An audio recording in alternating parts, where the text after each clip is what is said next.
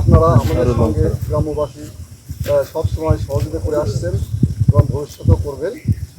আপনাদেরকে বাঁশি torch light দেওয়া হয়েছে, তা দিয়ে আপনারা এবং ভিটিভি আপনাদের সাথে আনসার ভিটিভি এই বাঁশি টর্চ লাইট দিয়ে আপনারা আপনাদের মনের মতো করে টহল করবেন এবং যে কোনো ধরনের সীমান্ত অপরাধ বা সীমান্ত সম্পর্কে লোক পারাপার খবর পেলে আমাদের সমস্যাকে বলবেন, আমরা তৎক্ষণাৎ ব্যবস্থা নেব। সীমান্তে বিএসএফ পুশিং করার অপচেষ্টা করছে, সেটা আমরা প্রতিহত করার চেষ্টা করছি। আমাদের সঙ্গে আপনার গ্রামবাসী সব সময় আছেন এবং সহযোগিতা করে আসছেন। সীমান্তের যে কোনো অবৈধ পারাপার, সীমান্তের যে কোনো সমস্যা, সীমান্ত সংক্রান্ত যে কোনো অপরাধ আপনাদের নলেজে বা নজরে পড়লে আপনারা আমাদের খবর দেবেন।